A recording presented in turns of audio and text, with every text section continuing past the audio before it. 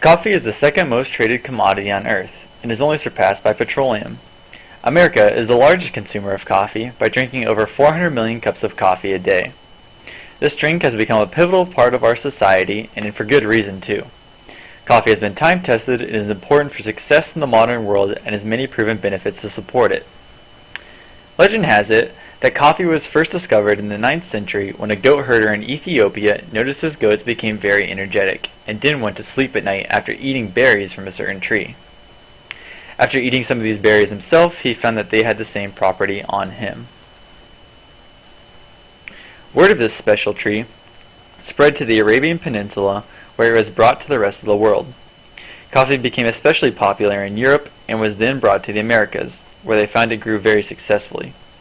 Since that time, the Americas have become a large producer of coffee in the world today.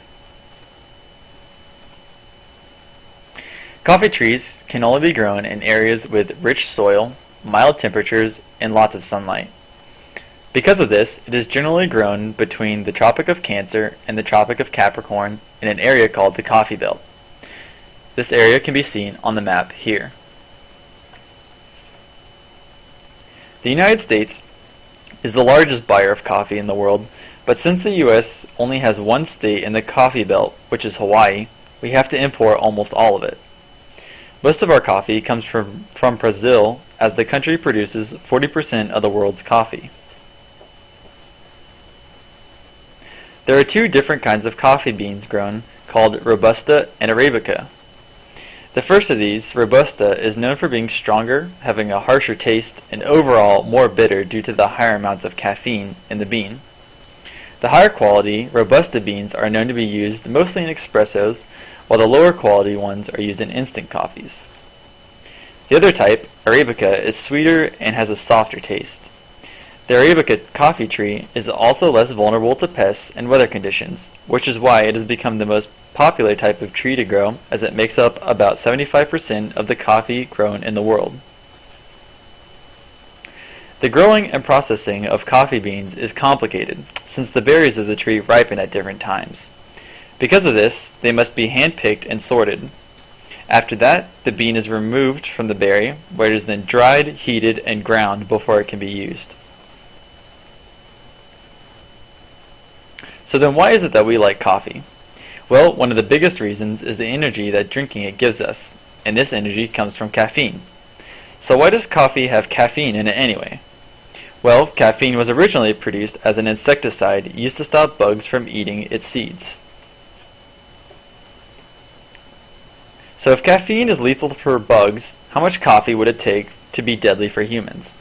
Well, assuming somebody weighed 180 pounds, it would take over 75 cups of coffee to kill that person, which is why it is seen as impossible and why there are no health concerns for healthy adults. But this caffeine has proven to be addictive. The average person only needs about 30 milligrams of caffeine to feel its effects, and a small cup of coffee has just over 100 milligrams, which is more than enough to hook most people. But the effects of disruption are very minimal, being limited to headaches and feelings of withdrawal. But since coffee is relatively cheap and easily accessible, there's really no reason to stop drinking this stuff.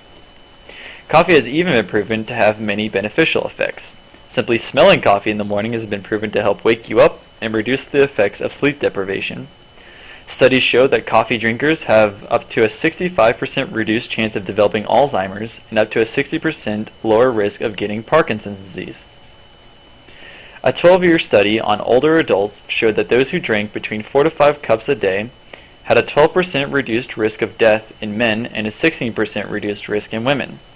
As you can see from this graph, drinking any reasonable amount of coffee was shown to be beneficial.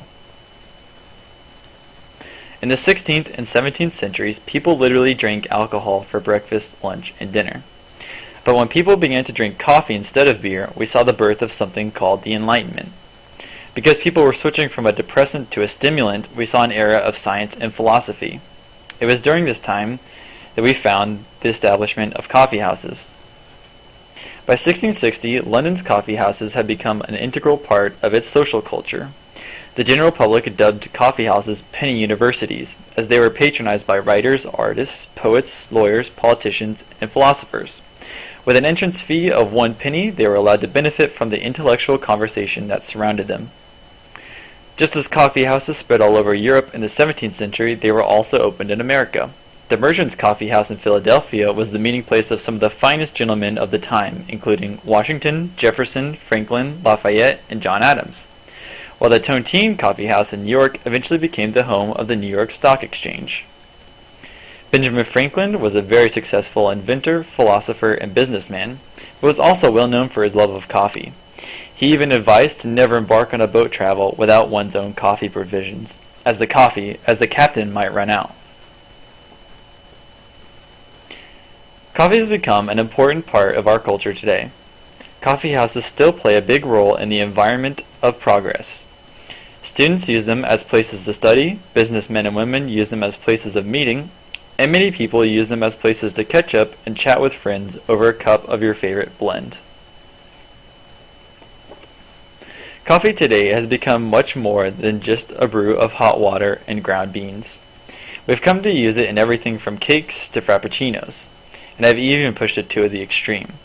Death Wish Coffee claims to be the strongest coffee in the world, with 1 cup of the stuff having 200% more caffeine than the standard cup of coffee.